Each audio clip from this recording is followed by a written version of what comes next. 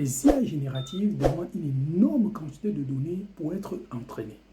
Une telle quantité qu'il est impossible par ses créateurs ou ses fournisseurs, tels que les gamma, d'avoir autant de données sous la main.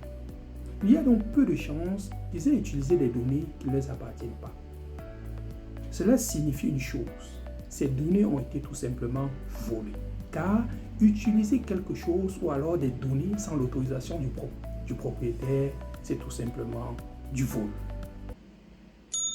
OpenAI, par exemple, a été poursuivi en justice par le Washington Post et le New York Times d'avoir utilisé leurs articles pour entraîner leur modèle. C'est de même avec Getty Images, qui est une grande base de données d'images, et Stability AI, qui est une société de développement d'intelligence artificielle d'images. Et Getty Images a donc porté plainte à Stability AI d'avoir aspiré leur site pour entraîner leur modèle IA.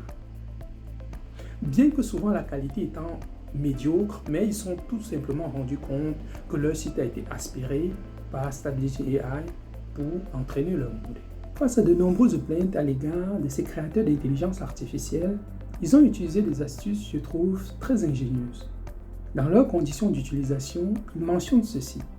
Vous avez l'entière responsabilité des images générées par ces IA. Qu'est-ce que ça signifie? Cela signifie que toutes les images générées par l'IA est votre responsabilité. Donc, en cas de poursuite judiciaire, elle se dédouane totalement. Vous êtes le responsable. C'est votre propriété. Mais de l'autre côté, quand même, cela signifie que, généralement aujourd'hui, avec je peux dire, les artistes numériques, vous pouvez aussi, d'un côté, qui est une bonne chose, vous pouvez vous servir de ces intelligences artificielles et générer, par exemple, des tableaux. Donc, générer des tableaux et collecter, par exemple, des royalties. Aujourd'hui, avec Midjourney, lors de la sortie de Midjourney, avant ChatGPT, je pense que c'était en mai 2022, beaucoup d'artistes ont vu le jour en créant, par exemple, des nouveaux tableaux des nouveaux genres et de collecter des royalties sur leurs œuvres d'art. Cela est une bonne chose, mais sachez que si vous créez, par exemple, une œuvre et qui cartonne généralement, une personne ou bien, je peux dire, un responsable d'une partie peut-être du tableau peut vous porter plainte d'avoir utilisé son image sans son consentement. Parce que lorsqu'on utilise quelque chose sans le consentement du propriétaire, autrement dit, c'est du vol. Raison pour laquelle il est très important de s'intéresser souvent aux conditions d'utilisation avant de se lancer. Bien qu'aujourd'hui, il y a plusieurs sociétés comme Adobe Photoshop qui proposent des intelligences basées uniquement sur leurs propres données. Donc, c'est-à-dire les modèles d'intelligence artificielle ont utilisé uniquement leurs propres images pour entraîner leurs IA. Donc, Firefly, c'est leur intelligence artificielle. Et dans leur politique commerciale, ils garantissent les clients qu'en cas de poursuite judiciaire, par exemple, ils se chargent d'assurer l'entière responsabilité des frais d'avocat et tout.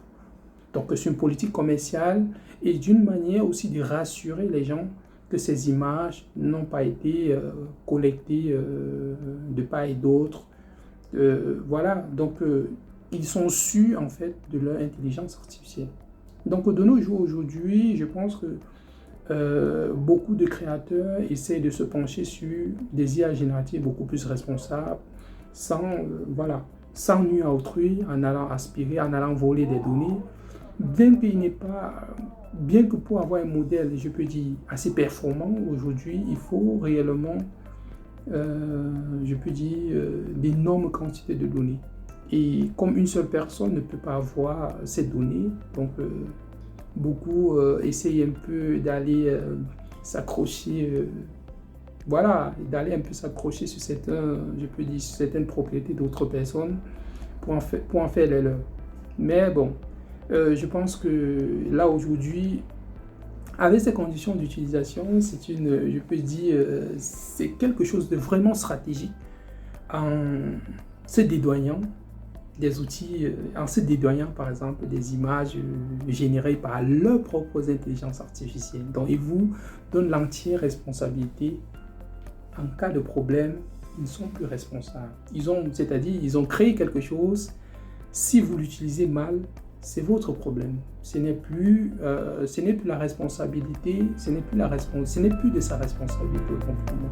Donc, sur ce, les amis, merci d'avoir écouté. J'espère que vous avez capté quelque chose et à très bientôt. Bye.